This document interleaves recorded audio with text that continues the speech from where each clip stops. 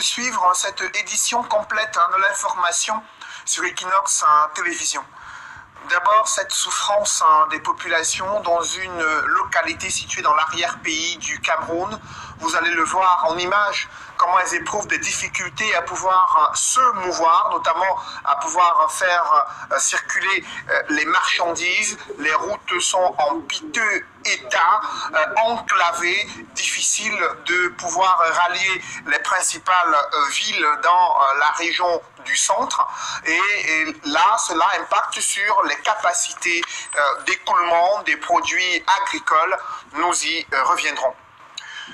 Alors que les populations attendent en vain l'implémentation des recommandations du grand dialogue national, le gouvernement vient de lancer une caravane de ce grand dialogue dans les régions anglophones, notamment à Bamenda, où les participants à ce grand dialogue doivent expliquer les tenants et les aboutissants des résolutions qui ont été, des recommandations qui ont été prises, également les rassurer sur la volonté politique du gouvernement à mettre en œuvre ces recommandations.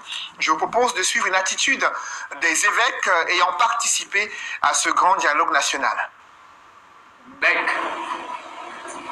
J'exhorte les autorités à user d'autres stratégies.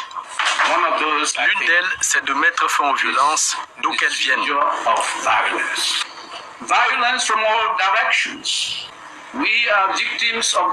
voici les victimes de ces violences. Le gouvernement a fort à faire en montrant en premier l'exemple de paix à ces jeunes belligérants. Le gouvernement doit traduire ses paroles en actes sur le terrain.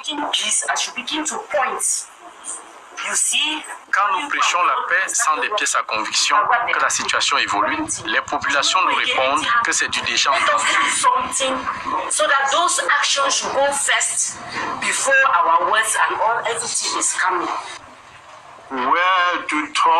Pour parler à ces enfants, il faut à la limite s'agenouiller. Ils ne sont pas à blâmer ni à raisonner. Juste leur dire la vérité sur les conséquences des violences et surtout le faire en des propos très courtois.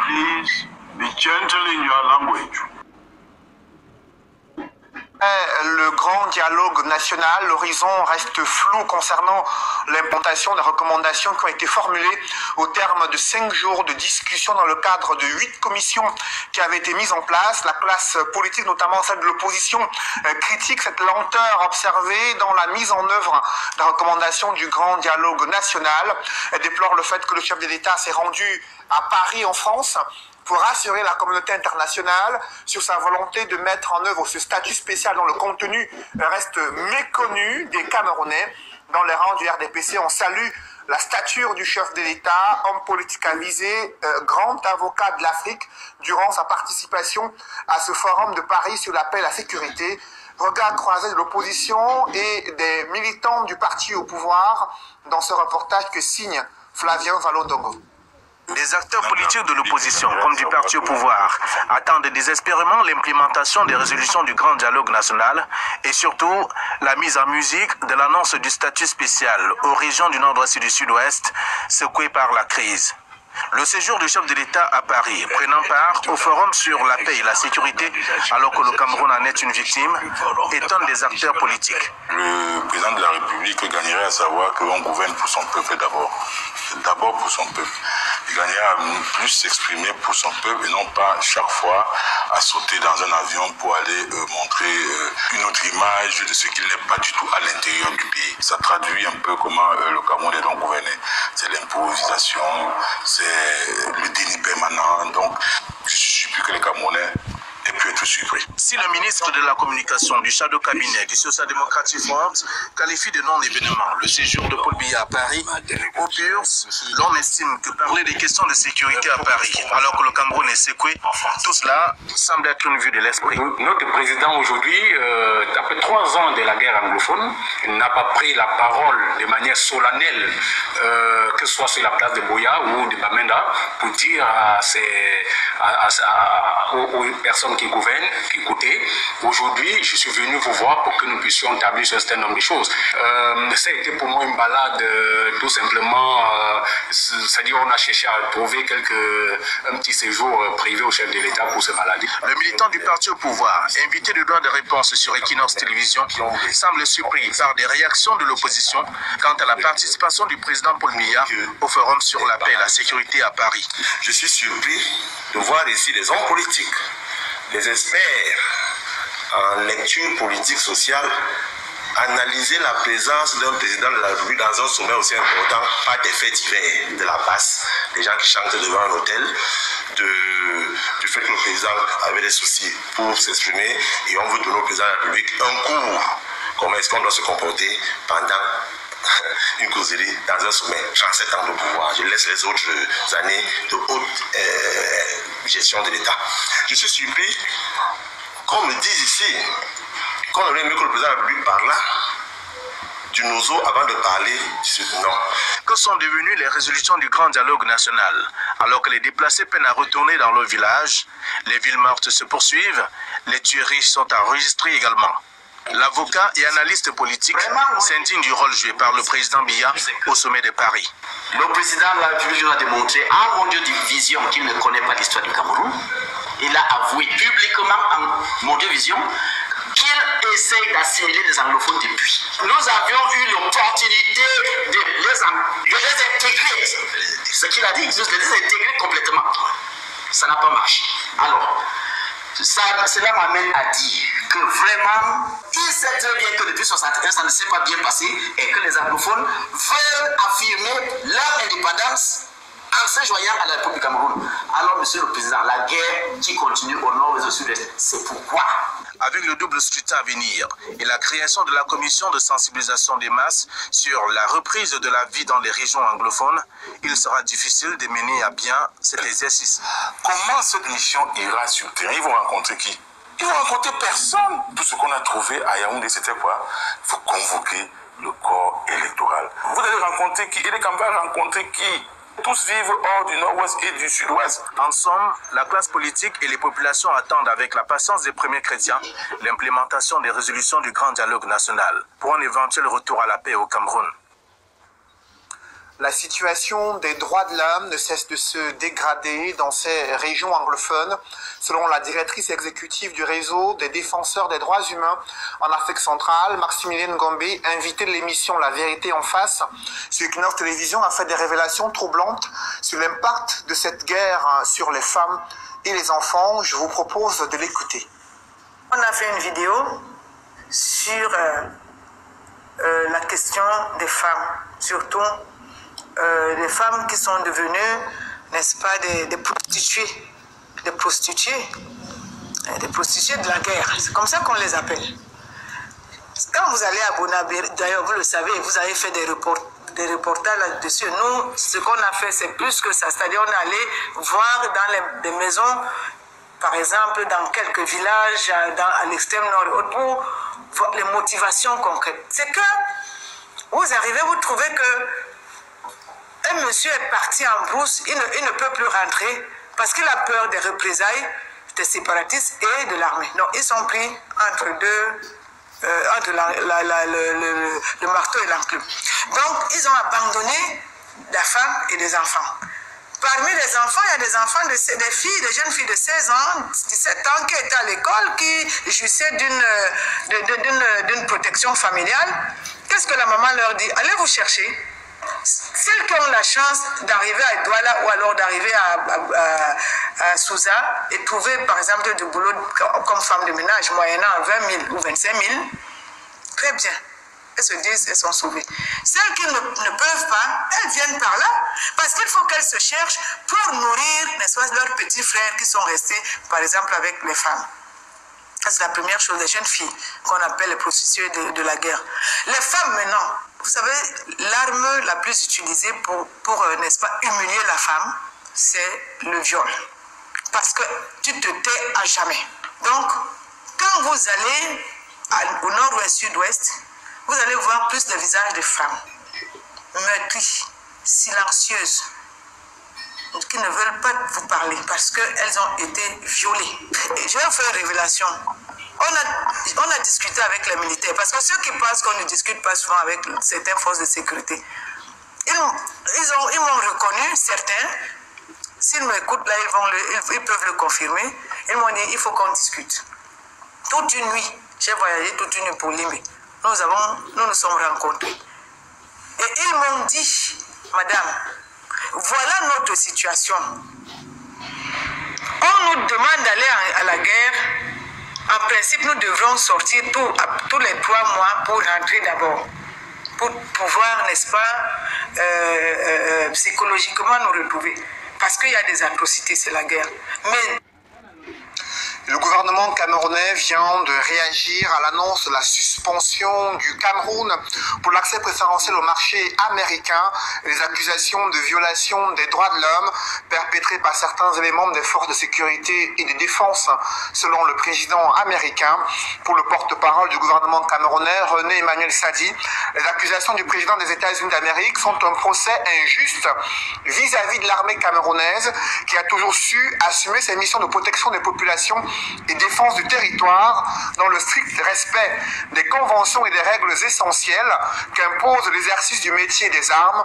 Le ministre de la Communication apporte un démenti formel aux accusations portées contre les forces armées et on appelle à plus de discernement de la part des autorités américaines afin qu'elles reconsidèrent leur jugement excessif.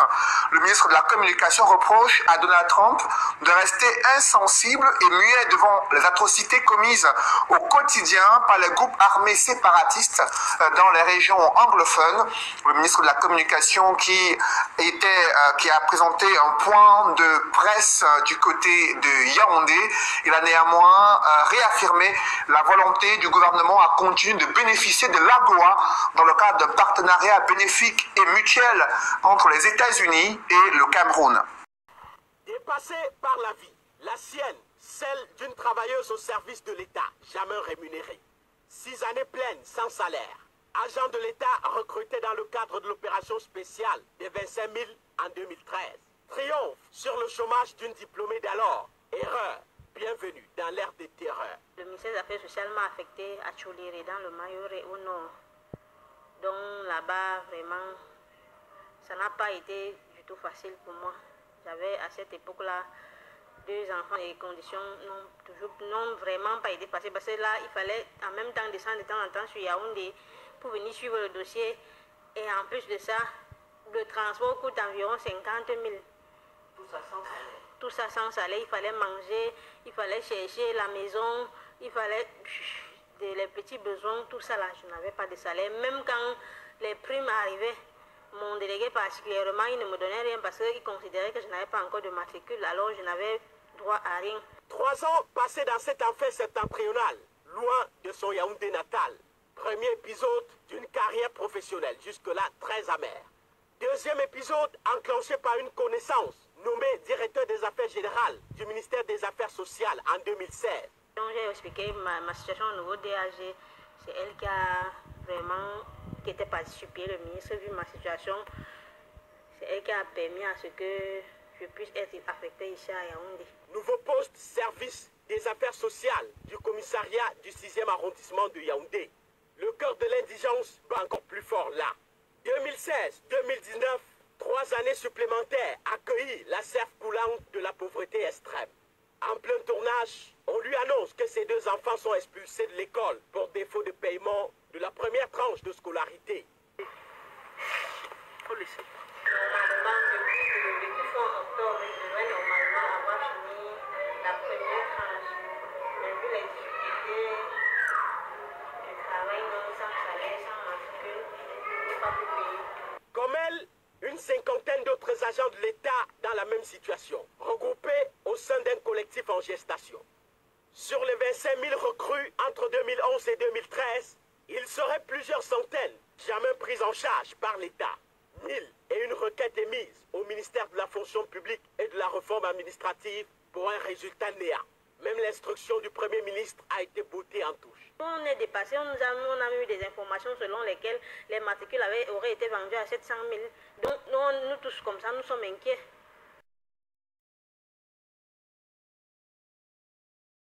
Au palais de l'Élysée, les chefs d'État ivoiriens et français ont eu un tête-à-tête ce jeudi. Les échanges ont porté sur des questions bilatérales et des sujets régionaux et internationaux. Le président français Emmanuel Macron est attendu en terre ivoirienne pour une visite officielle dans les semaines à venir. Le premier responsable du groupe Heineken pour l'Afrique est à Abidjan. Il a été reçu ce jeudi par le vice-président Daniel Cablon-Duncan. Au cœur de cette rencontre, le scandale de contrefaçon de la bière ivoire de la société Brassivoire. Vijanaïma. La société Brassivoire, qui produit la bière ivoire, est une société qui fait partie du groupe Heineken. On sait que récemment, la bière ivoire a été victime d'un scandale de contrefaçon. C'est la raison majeure de la visite à Abidjan du président de Heineken pour les régions Afrique, Moyen-Orient et Europe de l'Est, Roland Pirmez, qui a rendu visite au vice-président de la République Daniel Cablon-Duncan pour échanger. On a eu un support extrêmement positif et extrêmement professionnel de la part des autorités ivoiriennes et monsieur le vice-président nous a confirmé la solution est en cours, il y a des actions en cours et nous sommes extrêmement confidents et confiants que le problème va être réglé rapidement. 1 600 000 hectolitres de bière sont produits annuellement par Brassivoire qui emploie plus de 300 travailleurs et permet aussi à près de 3000 agriculteurs planteurs de riz dans la région de Korogo d'avoir des revenus grâce à sa politique d'approvisionnement en matières premières locales. À l'Assemblée nationale, au deuxième jour des séances de présentation des budgets sectoriels, les députés membres de la Commission des affaires économiques et financières ont approuvé à la majorité les crédits ouverts de 14 départements ministériels. Lancine Makayeko. Parmi les 14 ministres qui sont passés devant les députés, celui des sports. L'affectation budgétaire adoptée en commission s'élève à 254 milliards de francs CFA. Les projets les plus importants restent liés à l'organisation de la CAN 2023 attribuée à la Côte d'Ivoire. Ce budget va nous permettre donc d'offrir aux Ivoiriens des infrastructures sportives de grande qualité. Il s'agit de la construction des stades de Korogo, de Yamsokro, de Bouaké, de San Pedro et d'Abidjan. Les stades d'entraînement et des équipements d'hébergement. 18,3 milliards, c'est le montant prévisionnel alloué à l'important ministère en charge de l'emploi jeune. Des guichets emploi ouverts à travers le pays vont permettre de concrétiser l'autonomisation des jeunes, garantissant ainsi le principe de l'égalité de l'accès gratuit pour tous aux services grâce aux fonds publics. 80% du budget qui a été adopté aujourd'hui vise donc à aider à améliorer l'employabilité et l'insertion des jeunes. Cette politique d'inclusion sociale est également exprimée à travers les 446 milliards concédés au ministère de la Santé ou aux 30 milliards mis à la disposition du ministère en charge de la cohésion sociale. L'autonomisation des femmes s'en tire avec 1,7 milliard contre 18 milliards pour la famille et l'enfant. Le grand département de l'éducation nationale recevra 1070 milliards. Le ministère de la Communication, c'est 30,8 milliards de francs CFA. Par ailleurs, le ministre Sidi Touré a tenu à lever les inquiétudes de l'opposition parlementaire en relation avec une mainmise présumée du pouvoir sur les médias publics.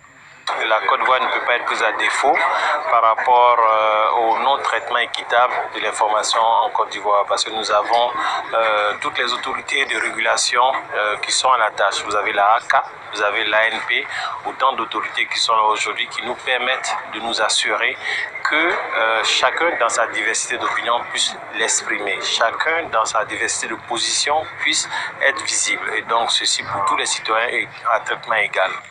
Initié par l'UEMOA, le budget programme est un mode de gestion des finances publiques avec pour objectif d'insuffler une plus grande cohérence entre les objectifs de développement et les allocations budgétaires de manière à accroître l'efficacité de la dépense.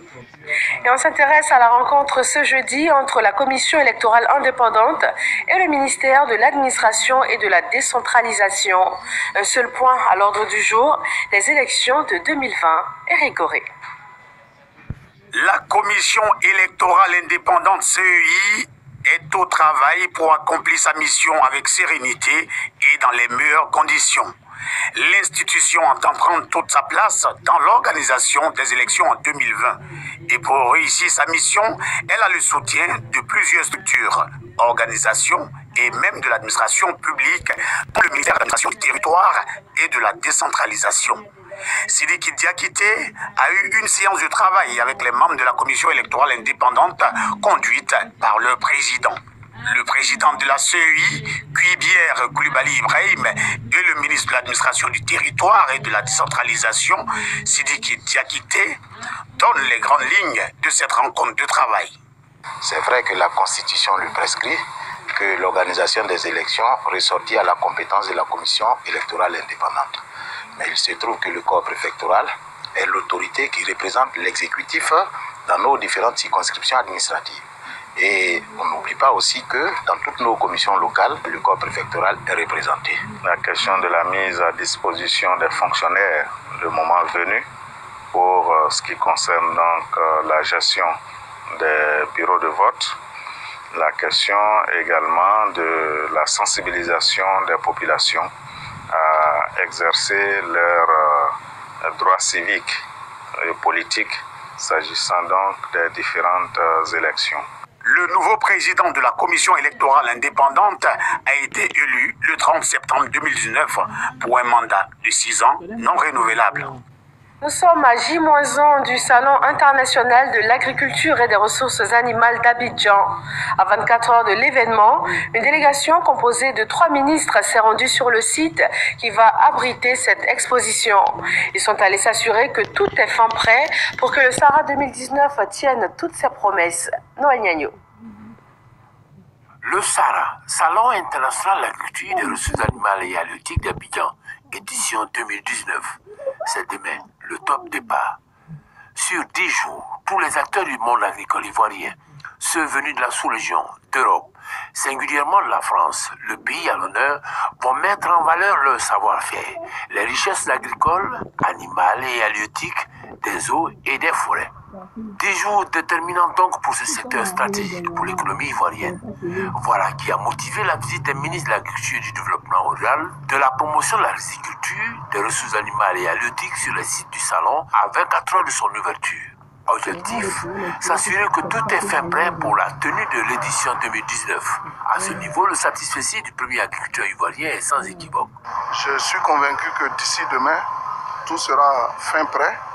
Nous sommes à plus de 90% des réalisations sur le site. Donc nous partons satisfaits de savoir que toutes les équipes sont en place et les gens sont en train de s'installer dans les stands. Ces pères des ressources animales et halieutiques, la promotion de la riziculture sont du même avis, après plus de demi-heure de visite des pavillons et des dispositifs annexes. Ils ont par ailleurs souligné les enjeux de leur département à l'occasion de ce salon. Le Sahara nous donne l'occasion de prendre contact avec les différents partenaires que nous avons et surtout de présenter notre nouvelle vision au niveau de la riziculture. Et au cours justement de ce Sahara, vous verrez les partenaires que nous avons, vous verrez les bêtes qui viennent de la sous-région mais également de l'Europe. On va au-delà du continent africain. La Hollande, la France et l'Allemagne et bien d'autres pays sont intéressés. Agriculture intelligente et innovation technologique est le thème de cette 5e édition qui s'ouvre ce vendredi 22 pour prendre fin, le 1er décembre prochain. Le 6e Forum international de Dakar sur la paix et la sécurité en Afrique, lui, est ouvert depuis le lundi 18 novembre dernier. Plusieurs chefs d'État, ministres et experts réunis à Dakar discutent pour apporter des solutions aux menaces sécuritaires auxquelles fait face la région sahélienne. Michel Digré. Le monde irait mieux sans les armes. Tel est le message de la Côte d'Ivoire porté par Marcela Montano au Forum de Dakar sur la paix et la sécurité. Au cours du panel de haut niveau, le ministre des Affaires étrangères a plaidé pour une réorganisation et une mise à niveau des réponses aux défis sécuritaires déjà en place. Ce sont les interactions des initiatives nationales, sous-régionales, régionales et internationales ainsi que des stratégies politico-militaires et économico-sociales qui peuvent augmenter l'efficacité de la réponse aux crises et aux conflits et de la riposte aux menaces terroristes. Pour faire face aux menaces dont on parle, il faudrait un plus haut degré d'engagement inscrit dans la durée de la part de tous les acteurs. Certains panélistes ont développé d'autres approches. La complémentarité entre le multilatéralisme et les mécanismes régionaux offre des chances de succès aux missions de paix. Le monde de péril dans lequel nous vivons crée entre nous une communauté de destin. Notre stratégie doit donc combiner plusieurs aspects, un volet militaire bien sûr, mais aussi un volet diplomatique, un volet d'aide au développement, un volet de perspective économique et sociale. Le partenariat pour la sécurité et la stabilité au Sahel était également au cœur de ce forum. L'idée est venue cet été de Berlin et de Paris. Son objectif, accroître l'efficacité des efforts déployés en matière de défense et de sécurité intérieure. En Lomé, des techniciens et mécaniciens d'une unité d'assemblage d'automobiles et de tricycles électriques fonctionnant à l'énergie solaire dénommée le monde de l'énergie sont à l'œuvre. Cette usine, lancée il y a quelques semaines avec l'expertise de son partenaire chinois SK Ingenious Limited, fait dans l'assemblage et la commercialisation des voitures et motos écologiquement responsables. Le montage se fait en trois grandes étapes. La première étape consiste à faire de la soudure. Après cette étape de soudure, on passe à la peinture. Donc une fois que la carrosserie est bien faite, ça passe à l'atelier de peinture où on va peindre notre engin selon la couleur voulue et peut-être en 2 jours, attendre que ça sèche correctement avant de ramener ça pour maintenant la troisième étape. Maintenant la troisième étape consiste à faire l'assemblage des différents composants, à terminer carrément l'installation. Fabriqués au Togo, ces engins, des motos, tricycles et véhicules à 4 roues notamment, associent le système solaire au moteur électrique. Ils sont dotés d'une batterie rechargeable et d'un panneau solaire de 250 watts. Et ce n'est pas tout. À l'intérieur, on y trouve, entre autres, un mini-ventilateur et une caméra de recul. Félix Eto, directeur général de la société Le Monde de l'énergie, donne plus d'explications. En réalité, c'est en répondant à l'appel du gouvernement togolais de rater à l'industrialisation du Togo, tout en créant de l'emploi, en protégeant l'environnement, que nous avons décidé de nous engager dans l'économie verte, en créant une société au nom de Le Monde de l'énergie. Nous avons commencé avec l'achat des produits, la vente, la commercialisation de tout produit solaire, les lampes, les lampadaires, les torches. Et c'est dans cette idée que nous avons eu l'imagination, si on peut le dire. Pourquoi ne pas appliquer les trucs solaires aux engins? Pour les défenseurs de l'environnement, les enjeux économiques de cette innovation sont énormes. Au Togo, c'est 3 000 personnes qui meurent chaque année à cause de la pollution. Et donc cette voiture électrique règle ce problème-là. Donc moins de décès, ça fait de l'économie. On parle de l'économie de la santé. Ça fait moins d'argent à dépenser dans les hôpitaux, mais aussi de l'argent que les familles pourront avoir pour investir dans autre chose. Deuxième sujet, c'est que la création de la fabrication de voitures génère forcément des devises et ça crée de l'emploi. À l'heure où je vous parle, nous sommes en train de la société Le Monde de l'énergie produit actuellement 25 tricycles pour le Nigeria. C'est quoi? C'est de la devise, c'est de l'argent qui va entrer dans l'économie nationale. Mais au-delà de ça, il faut noter un positionnement formidable du Togo. Dans le cadre de son émergence vers le développement économique, le Togo peut se positionner en tant que hub technologique en matière de production de voitures solaires et électriques intelligentes. Et vous savez aussi que le Togo dépense 4 milliards chaque année pour subventionner les sociétés de pétrole, pour subventionner les citoyens que à la pompe, le carburant devient moins cher. Le Togo pourra faire beaucoup d'énormes économies si ces moyens-là ne sont plus utilisés dans ces subventions. Ces hybrides, qui ont une vitesse moyenne de 60 km/h, permettent à charge pleine de parcourir en moyenne 180 km. La société a déjà commercialisé plus d'une centaine de ces engins. Cédric fait partie des tout premiers acquéreurs de la S-King.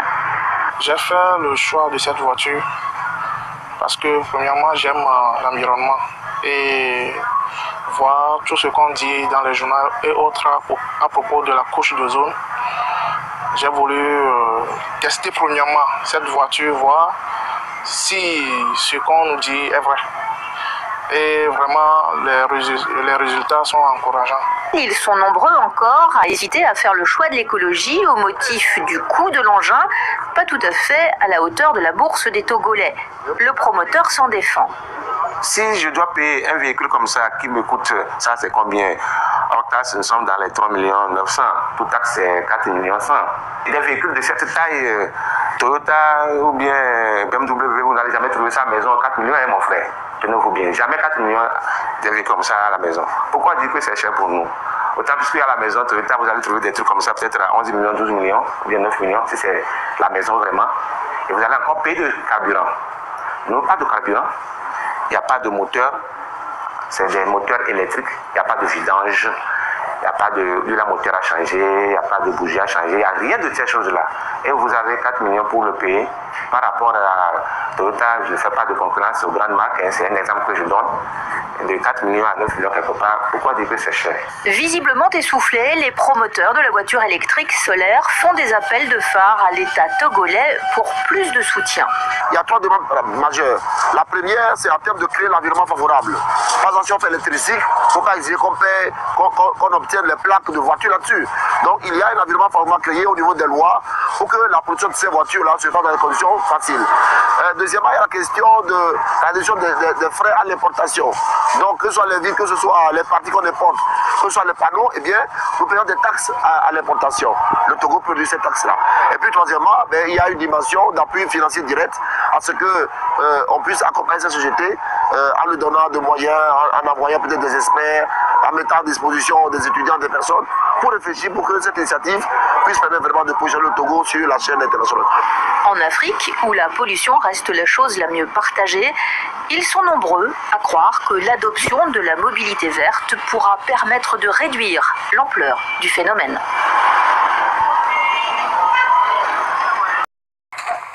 C'est la pire sécheresse que certains agriculteurs aient connue depuis des décennies en Afrique australe. De nombreux agriculteurs ne luttent désormais que pour survivre et maintenir en vie les animaux. Plus de 11 millions de personnes sont maintenant confrontées à des niveaux d'insécurité alimentaire graves, alerte l'ONU. C'est une nouvelle expérience de toute l'Afrique du Sud. Obtenir de l'aide, de la sympathie et des éloges, des prières et tout. Je veux dire que c'est difficile. Difficile même pour notre Église de survivre parce que le revenu est faible. Le revenu de l'Église est également faible. Tout tourne autour de la petite ville avec une église et tout. Mais nous survivrons. Nous survivrons.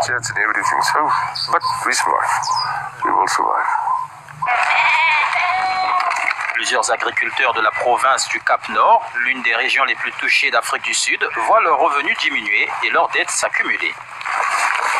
Beaucoup de gens ont des pensées suicidaires en ce moment, ici et plus à l'ouest, parce que la sécheresse touche une très grande partie de l'Afrique du Sud. Je ne pense pas que les gens réalisent l'étendue du Karoo, mais c'est en gros toute la partie centrale de l'Afrique du Sud. Les grandes exploitations commerciales partagent leur alimentation avec de petits agriculteurs et l'Église sert de rempart pour tout le monde, des propriétaires aisés aux ouvriers agricoles, qui craignent de perdre leur emploi. À Pointe-Noire au Congo, l'accès à l'école pour les enfants est fixé à 6 ans. Ce droit si capital à cette couche sociale semble encore loin d'atteindre tous ses objectifs au sein de la société congolaise. Une réalité qui mobilise les organisations non gouvernementales et les pouvoirs publics dans ce pays. Ceci pour mieux plaider pour une meilleure prise en charge scolaire des enfants dans cet état d'Afrique centrale, considéré parmi les plus scolarisés d'Afrique avec un taux de 80%. Nous savons que pour qu'un enfant ait accès à l'école, il y a ce qu'on appelle l'extrait d'acte de naissance qu'on demande. Or, il s'avère, et nous l'avons constaté dans la salle, que plusieurs enfants ne sont pas déclarés à l'état civil, ce qui pose un grand problème. Et aussi, la scolarisation de certains enfants n'est pas possible parce qu'il y a des parents qui sont vulnérables, démunis, qui ne sont pas capables de payer, n'est-ce pas, les frais qui sont demandés au niveau des établissements scolaires. En dépit d'un fort taux d'accès à l'éducation, le problème reste entier. La qualité des enseignements, les conditions d'études difficiles, surtout en zone rurale, et les derniers troubles survenus dans la partie sud où plusieurs enfants étaient privés d'école, devraient davantage inciter les autorités congolaises à se pencher là-dessus également.